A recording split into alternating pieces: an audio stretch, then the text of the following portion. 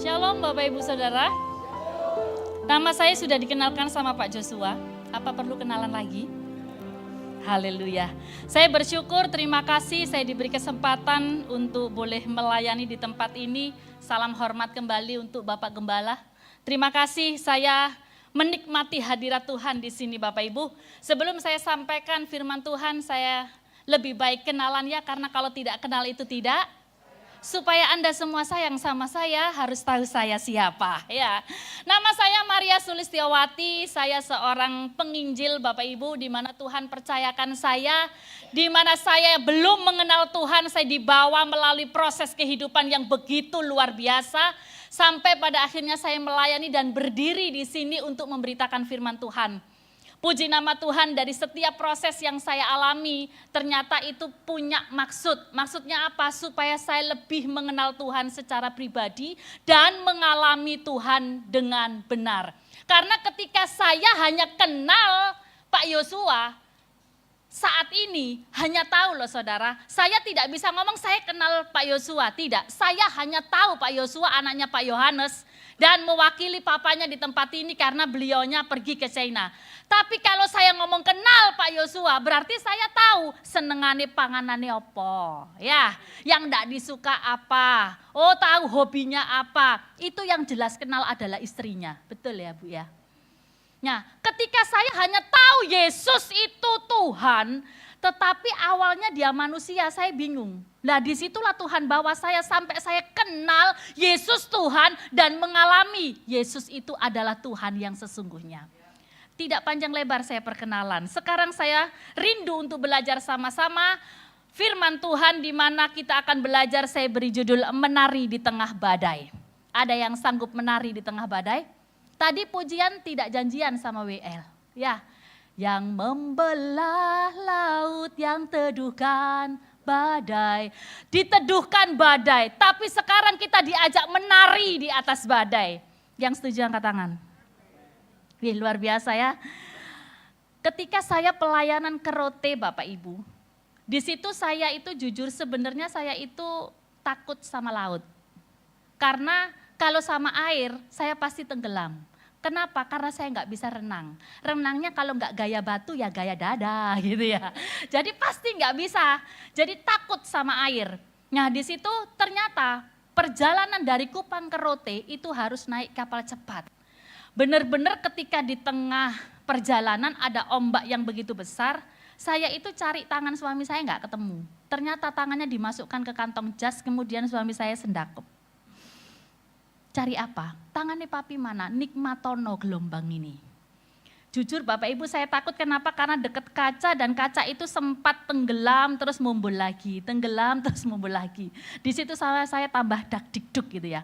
Tetapi di situ saya melihat suami saya, apalagi anak-anak saya itu tidur dan menikmati indahnya gelombang laut, saudara. Suami saya ngajarin nikmatono ben ndak takut. Di situ saya belajar tarik nafas panjang keluar, tarik nafas panjang keluar. Saya ngomong Tuhan, aku ingin juga menikmati seperti suami dan anak-anakku. Di situ saya bisa dan sampai ke Rote, saudara. Semuanya itu bisa terlewati. Dari sini kita akan belajar bahwa bagaimana caranya kita menenangkan, bisa tenang di tengah badai, bahkan kita itu bisa menari ketika ada di dalam badai. Kita akan belajar di dalam Markus 4 ayat 35 sampai 41. Di situ perikopnya angin ribut yang diredakan. Ya, ada 3 hal yang perlu kita pelajari. Hal yang pertama adalah taat perintah Tuhan. Di ayat yang ke-35 dan 36 di situ dikatakan, pada hari itu waktu hari sudah petang, Yesus berkata kepada mereka, marilah kita bertolak ke seberang. Mereka meninggalkan orang banyak itu lalu bertolak dan membawa Yesus beserta dengan mereka dalam perahu, di mana Yesus telah duduk di perahu-perahu lain juga menyertai dia. Di situ ada satu tindakan, mereka meninggalkan orang banyak lalu bertolak.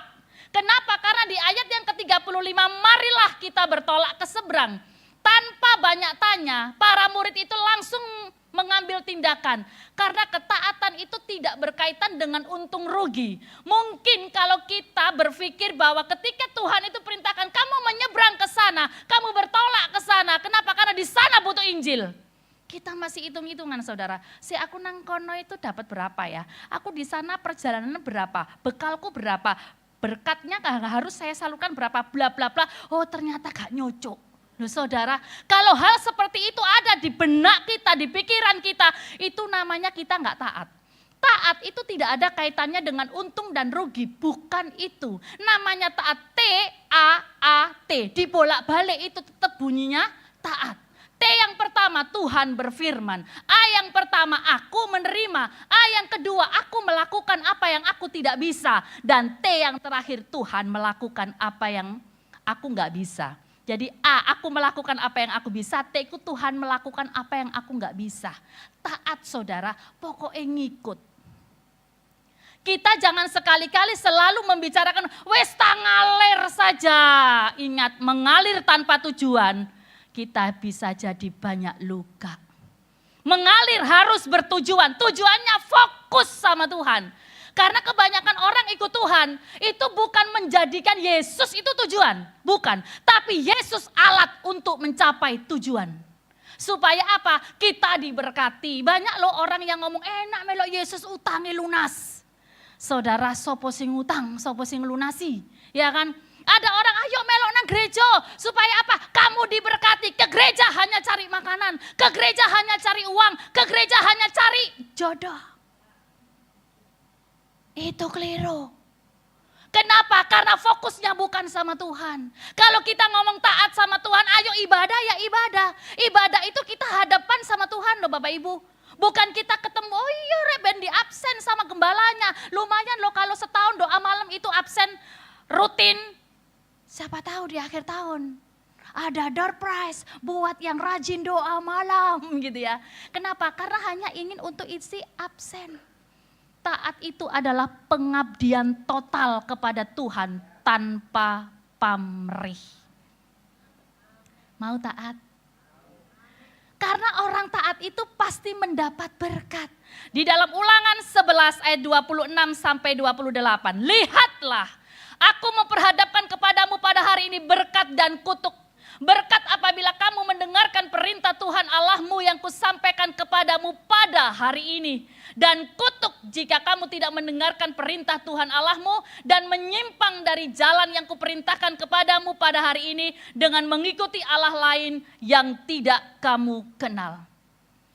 Ketika firman Tuhan ini kita baca setiap hari, bunyinya di ayat 27 tetap sama. Berkat apabila kamu mendengarkan perintah Tuhan Allahmu yang kusampaikan kepadamu pada hari ini. Besok kita baca pada hari ini. Artinya apa Bapak Ibu? Setiap hari kita harus mendengarkan semua perintah Tuhan Allah kita kalau kita mau berkat. Orang ngejar Yesus, ngejar berkatnya, gak mau ngejar yang ngasih berkat. Orang ngomong enak loh ke rumah Maria, karena kalau di rumah Maria pasti mangan. Tapi gak pernah mau kenal siapa saya sesungguhnya. Saudara, kira-kira kalau itu Bapak Ibu maukah? Wes aku tak mau nang Pak Yosua, Pak. Ya Pak ya, ikut makan ya Pak ya, seminggu ay. Suwe-suwe bosen saudara. Ya, kalau kita cari Tuhan itu bukan cari Tuhannya, melainkan cari berkatnya. Suatu saat ada gelombang kehidupan, ada badai di tengah kehidupan kita. Tidak tahu itu rumah tangga, keluarga, pelayanan, pekerjaan saudara. Tanpa menutup kemungkinan semua itu pasti ada badai. Kita pasti marah sama Tuhan. Males aku nang gereja. Lama-lama kita ngomong dak Tuhan, Tuhanan. Kenapa? Karena kepahitannya sudah terakumulasi. Jengkel bu aku nang gereja, ndak pernah dapat solusi. Sebenarnya kalau kita nuding gereja sing salah, pendeta sing salah. Ingat 1 jari kita nuding orang lain, pernahkah kita sadari 3 jari nuding ke kita loh? Berarti kita harusnya lebih introspeksi diri. Kenapa sesuatu terjadi? Firman Tuhan katakan bahwa manusia itu terseret karena keinginan mata. Makanya masuk ke dalam pencobaan. Pencobaan apa bu? Sekarang aku banyak utang bu, pinjolku di mana-mana. Kenapa? Aku kepengen tas branded. Kepengen sepatu branded. Semuanya serba branded. Gak salah saudara, lek ono berkat beli. Tapi kalau ndak ada berkat terus pinjol buat yang branded, itu haleluya.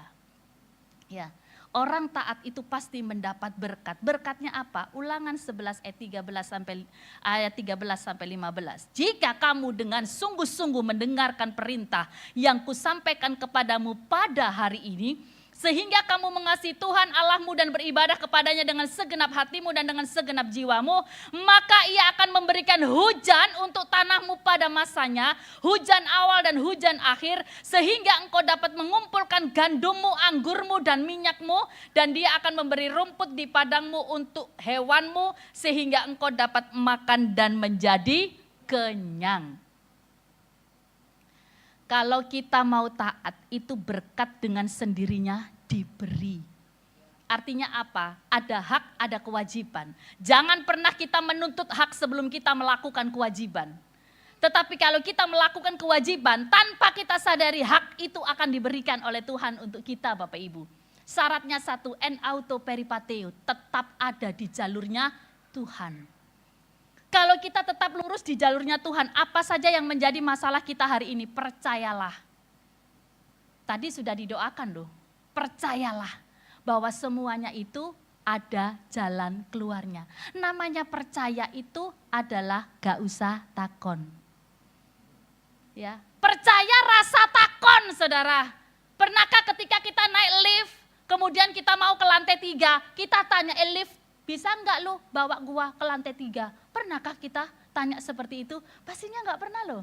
Kita langsung tekan tombol 3 dan kita percaya pasti naik ke lift ke lantai 3. Dan begitu buka, oh ya lantai 3. Saudara, percaya itu seperti itu. Ada belief, percaya kepada sebuah kebenaran itu dipegang dengan erat. Karena ketika kita taat akan perintah Tuhan, apa saja yang menjadi pergumulan kita, doa-doa kita, kairos Tuhan itu akan segera datang. Mungkin kita hari-hari ini nangis, Bu, ekonomiku sedang goncang. Nah sekarang ini sudah mendekati bulan Juni, itu penyakit tahun ajaran baru, itu menyerang Pak. Ya, dan itu semua orang tua. Pertama ini dikasih koyok. Koyoknya gak mandi, ya gak manjur koyoknya. Apa ganti nih? Jeruk nipis Pak, disigar jadi 2, dibelah jadi 2, template no gini. Kenapa begitu? Karena ketika saya pelayanan ya, lewat gitu, mau lewat ke gereja, ada satu ibu-ibu.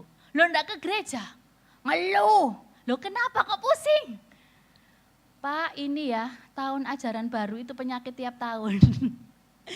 Dan ketika anak saya menyodorkan semua ini itu yang harus dibayar. Pusing saya kumat Pak. Saya enggak bisa ke gereja, saya enggak bisa berdoa. Ini fokusnya di mana Bapak Ibu? Ada orang yang nembak saya begini, yakin Bu awakmu gak iso?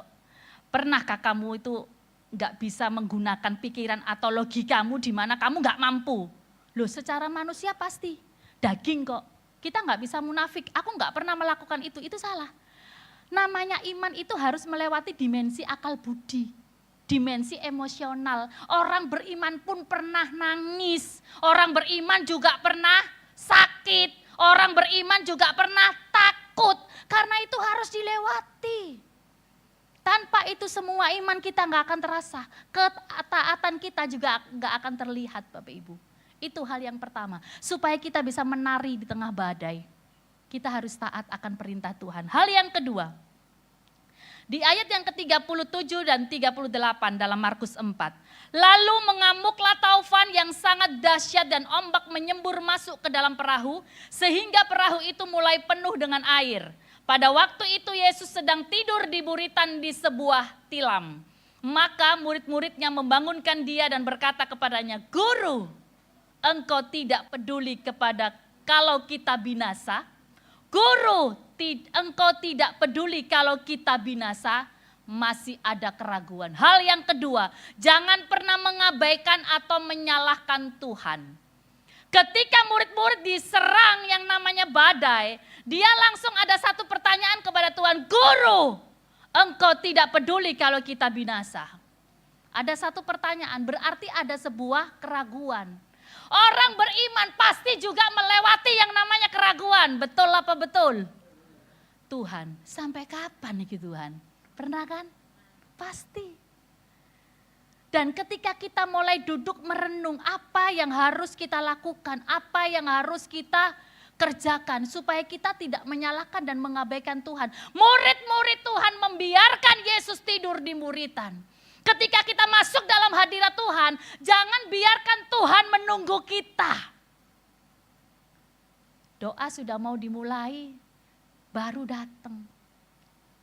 Usahakan, kita punya komitmen. 10 atau 5 menit sebelum doa dimulai, kita harus di tempat. Biarkan kita yang nunggu Tuhan. Jangan Tuhan yang nunggu kita. Karena seolah-olah kita itu mengabaikan Tuhan. Jika hal ini terjadi pada kita, itu berarti kita sudah melawan Tuhan Bapak Ibu.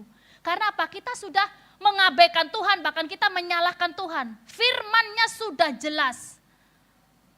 Kalau kita mau melihat apa yang menjadi kuasa Tuhan, itu akan terjadi ketika kita tidak menyalahkan Tuhan.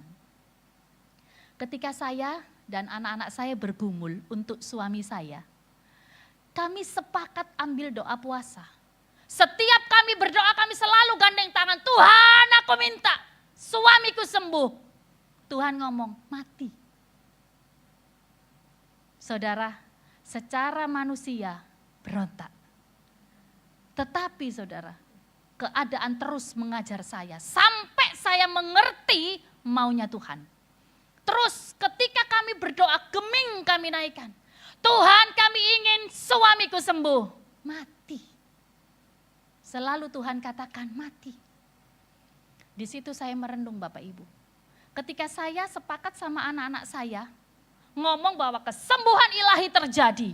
Semuanya akan jadi saksi. Itu iman kami sekeluarga besar. Hai gunung pindah. Gunungnya pindah. Iman saya besar. Tetapi ketika saya ngomong, hai gunung pindah, gunungnya pancet. Apa yang dibutuhkan? Bukan hanya iman yang besar, tapi iman yang benar. Ketika saya sepakat minta suamiku sembuh, Tuhan ngomong mati.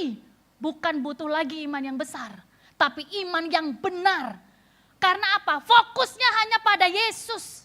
Kalaupun gunung itu tidak pindah, atau kalaupun suami saya mati, itu semua sudah dikehendaki. Dan kita tidak bisa menawar saudara. Nanti kalau kita tawar, kita balik ditawarin. Gelem nganteni. Gimana saudara? Ojo sik Tuhan, ojo sik. Makanya kan kematian itu undangan sorgawi yang tidak bisa diwakilkan. Siapa Pak gelem wakili? Mau Pak? Kalau dipanggil, Maria, boleh. Jangan saya, dia dulu aja saudara. Gak ada saudara. Pasti semuanya menolak, enggak mau. Tapi ketika Tuhan ngomong mati, saya hanya mengajarkan kepada anak-anak supaya tetap memiliki iman yang benar. Karena apa? Dengan kita memiliki iman yang benar, kita enggak akan pernah menyalahkan Tuhan. Kita enggak akan pernah mengabaikan Tuhan. Dan ketika waktu itu tiba, kita bisa tegar. Masalah itu ada untuk mendidik supaya kita lebih dewasa. Bukan kita terus ini, sengsara aku sengsara, oh karena dia. Ditanya konseling, kamu kenapa kok sengsara? Selingkuh. Bapak Ibu, ketika suami selingkuh, istri ikut andil ambil kesalahan. Demikian juga sebaliknya. Jangan pernah kita nuding orang lain sebelum kita berubah. Ketika kita ingin merubah pasangan kita, rubah dulu orang yang kita lihat di cermin pertama kali. Siapakah itu? Diri kita sendiri. Kita, ini cermin saudara. Saya lihat diri saya, Maria berubah dulu. Baru saya bisa mengajar orang lain untuk berubah. Ketika saya belum berubah, enggak akan pernah saya melihat orang lain berubah. Kalau demikian, kita harus tahu apa yang sedang kita kerjakan sekarang. Apakah kita meneng-meneng nyalah no Tuhan? Sebenarnya Tuhan pernah salah enggak? Tuhan tidak pernah salah. Firman Tuhan itu sudah kekal, final. Kita harus kerjakan itu. Banyak orang-orang yang masih tidak percaya, yang masih mencari kelemahan, bahkan kesalahan Alkitab. Saya ngomong firman itu enggak pernah salah. Beberapa waktu yang lalu saya didatangi orang yang ngaku dalam tanda kutip Kristen, saudara. Tapi setelah mereka banyak pertanyaan, ini satu bapak luar biasa. Pertanyaannya itu bla bla bla, selalu mencari kelemahan Alkitab. Seledik, punya kepahitan. Sama siapa? Sama hamba-hamba Tuhan. Kenapa kepahitan? Karena dia merasa tidak diperhatikan. Bahkan dia itu gak suka sama yang namanya gereja. Saya ngomong, Pak, pertanyaanmu itu gak butuh jawaban.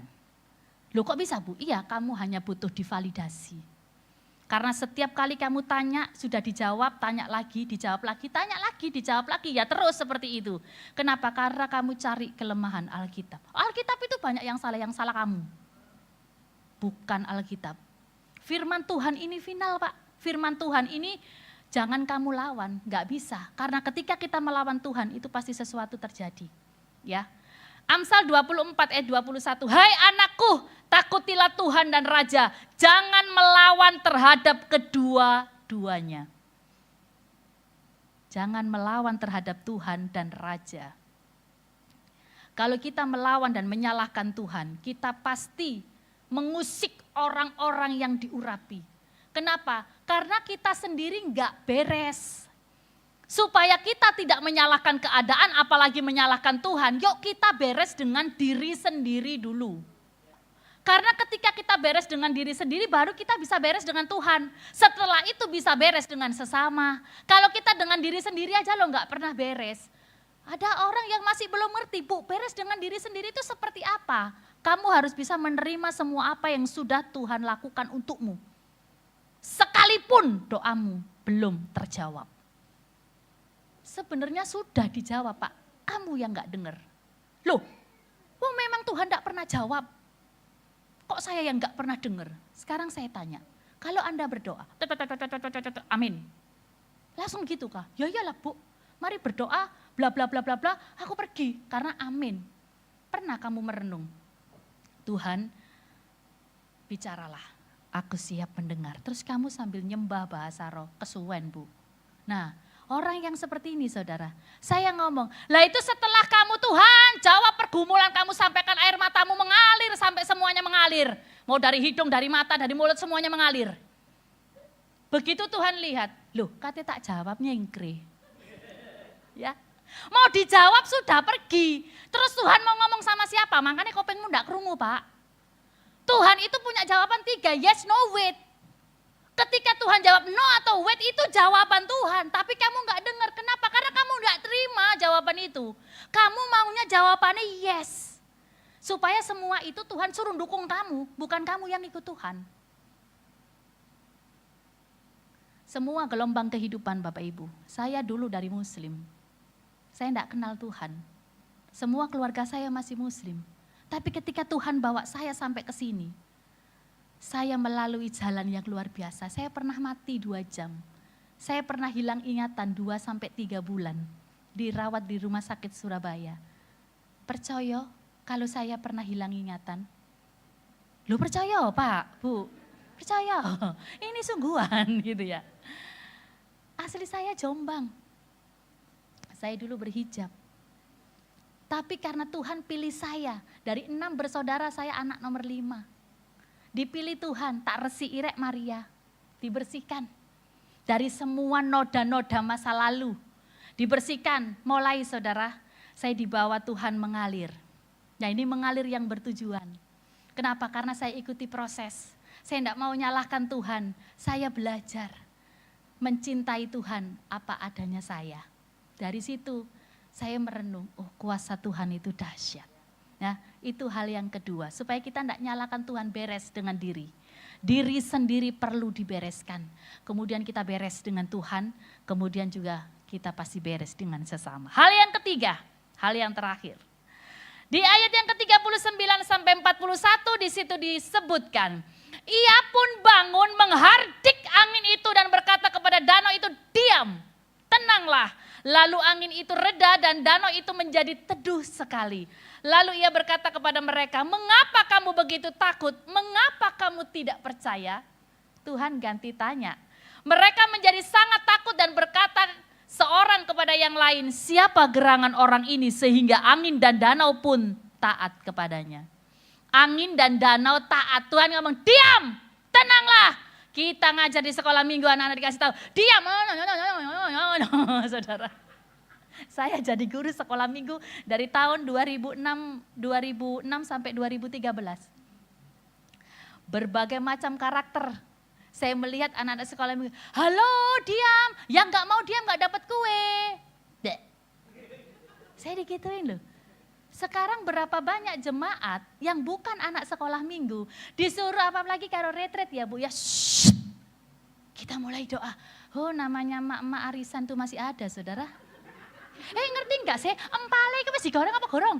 Sambelnya wis mari apa gorong? Nah itu pasti ada, betul. Sing guyu iki nglakoni. Hal yang ketiga supaya kita bisa menari di tengah badai adalah memaksimalkan iman kita. Ya. Kalau iman kita tidak maksimal, kita nggak akan pernah bisa menyeberangi badai itu. Kita tidak akan pernah bisa menari di tengah badai. Ketika saya ada di dalam badai kehidupan yang luar biasa, di mana-mana mungkin saya teriak sana sini, nggak ada yang bisa tolong Bapak Ibu.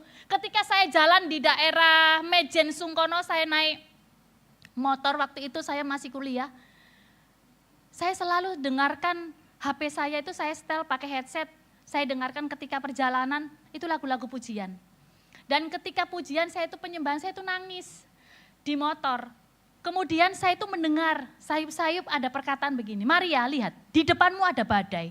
Rentangkan tanganmu masuk badai itu dan ikuti irama menarilah. Saya enggak sadar itu setir saya lepas saudara. Sungguhan. Saya itu sadar karena ada emas-emas yang di sebelah saya. Mbak, aja uraan yo, setirmu cekelen. Di situ saudara. Saya baru, loh ini mulai kapan? Saya nggak sadar, sungguhan ini. Dan itu terjadi sampai akhirnya terlatih cul-culan loh saudara. Tapi ojo ditiru, hanya dilakukan oleh para ahli. Ya, iman itu tidak hanya percaya, tapi iman itu harus hidup dan produktif. Ketika Tuhan katakan menarilah di tengah badai, saya ikuti irama badai itu saudara. Saya mau munting, mau jungkel, mau nyosop, tak ikuti. Dan itu benar-benar saya alami. Saya sampai tereliminasi dari kelasnya hamba Tuhan. Saya masuk ke bagian reguler. Ikuti, saya ikuti. Saya sampai tugas saya dicuri teman saya, diduplikat. Saya jarno saudara, saya biarkan. Ternyata Tuhan gak diam. Kenapa? Saya benar. Kalau kita posisinya benar, kita pasti dibela. Yang setuju katakan amin. Kalau kita posisinya salah, senengane protes, iku gak usah saudara njaluk tolong. Kenapa? Nanti kalau enggak ditolong kita kepahitan sama Tuhan. Orang yang diproses itu jangan pernah protes. Supaya apa? Kita bisa progres. Lah kalau progres siapa yang sukses? Kita. Bukan orang lain. Orang lain itu keplok gak tombok saudara. Kita susah mereka tepuk tangan, kita seneng mereka ya tepuk tangan. Kenapa? Lek wayai diberkati mereka dapat yang namanya ucapan syukur. Oh Maria ucapan syukur tepuk tangan. Lek wayai susah, kasihan deh lu. Seperti itu loh saudara. Itu manusia. Jadi dengan iman yang hidup kita bisa melewati proses yang tidak instan. Tetapi bisa mewujudkan semua mimpi, goal dan harapan kita itu menjadi nyata. Dalam Lukas 17 ayat 5, lalu kata rasul-rasul itu kepada Tuhan, tambahkanlah iman kami. Rasul-rasul ngomong doa, tambahkanlah iman kami. Kita siapa? Rasul duduk, nabi duduk, ya. Tapi gak pernah ngomong kita minta tambahkan iman. Bahkan imannya itu awalnya high, kenapa? Cinta mula-mula sama Tuhan. High, sesuai turun middle. Sesuai turun mana low, sesuai mati saudara. Ya, ingat iman itu harus kita ikuti iramanya. Supaya apa? Supaya kita bisa tahu, oh iman itu bukan dari jawaban doa ternyata. Iman itu bukan jawaban dari doa, tapi iman adalah kepercayaan yang bergerak. Tuhan mau bekerja dengan orang yang mau bergerak. Kita ngomong, Tuhan aku lapar. Saya pergumulan pernah saudara, sampai gak bisa makan. Orang ngomong, gak percaya Mar, mosok kon gak bisa makan. Saya selalu gandeng tangan sama anak-anak saya. Ayo kita berdoa. Tuhan aku percaya, kekayaan bangsa-bangsa pindah ke rumahku. Kekayaan seberang laut pindah ke rumahku. Gak ada yang mustahil, rantang-rantang tetangga pindah ke rumahku. Itu saya doakan. Mungkin sekarang saya saksi, Anda tertawa. Kenapa? Lucu ya. Tapi waktu itu aku luwe Bu. Sungguhan. Ini ternyata begitu amin. Teng, teng, teng, teng, teng. Wah ini langsung positif thinking Mbak ya. Wah ada yang kasih berkat. Enggak saudara. Punya kumpo. Walah kok ya takon kumpo. Mari doa. Saya itu berharap, ingat loh ya, Tuhan itu menyediakan apa yang tidak kita pikirkan. Apa yang tidak kita dengar. Semua sudah Tuhan sediakan. Makanya ojo mikiri berkat. Karena kita mikir, kapan ya Tuhan berkat tambah gak teko-teko. Ya, begitu saya diam-diam cuci tangan, anak-anak mau mandi, teng teng teng teng. Wis aku gak mikir saudara iku nggawa panganan apa nggawa duit, saya gak mikir. Ternyata bener. Bu, mama loh bikin kolak ini kamu tak kasih. Lo ngasih itu gak sak panci, sak rantang enggak, tapi dikasih sak panci. Duh sungguhan. Kemudian saya mikir gini, uang cuma 20.000, terus ke gereja. Ya apa ini, kita sarapan seisa. Kenapa? Karena ada kolak ya Pak ya. Kemudian kita makan siang ya apa, ini anak-anak masih kecil. Kemudian saya 20.000 itu saya bagi. Anak-anak sekolah minggu saya sama suami saya ke gereja, ya wis 5.000 wedang cukup. Yang penting ada persembahan.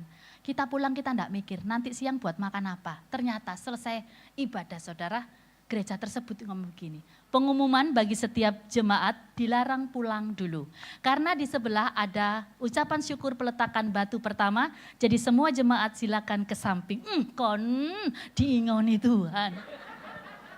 Kenapa? Karena ada ucapan syukur. Sungguhan saudara, anakku sing cilik pun lo oleh sak kerdus. Jadi kita itu dapat 4 dus. Namanya emak ya. Wis punya mami gak usah dimakan. Punyamu makanan nanti buat punyanya mami dimakan siang. Ternyata Tuhan tetap sediakan. Belum habis ini yang untuk makan siang. Tiba-tiba ada lagi. Teng teng teng teng teng. Ada keponakan suami saya datang. Anak saya dikasih uang 100 ribuan. Sing seneng sapa? Mboke. Anake sing disangoni sing seneng mboke. Pemane mari riya ya Bu ya. Anak kecil-kecil itu aset ternyata. Hati-hati ya. Kita terus belajar bahwa iman yang hidup itu adalah benih yang produktif. Iman yang hidup harus melewati proses dan bukan instan. Iman yang hidup akan mewujudkan semua impian menjadi kenyataan. Kalau kita mau menari di tengah badai, ayo kita lakukan apa yang menjadi perintah Tuhan. Kita juga jangan pernah menyalahkan atau mengabaikan Tuhan dan kita terus memaksimalkan Tuhan. Hidup itu sebuah perjalanan, bukan sebuah perbandingan. Maka jangan pernah membandingkan prosesmu dengan proses orang lain. Karena setiap kita prosesnya itu berbeda. Saya undang pemain musik dan juga WL Singer. Apa yang menjadi kedahsyatan gelombang kehidupan kita yang menerpa kita? Asal ada Yesus, pasti semuanya aman. Amin.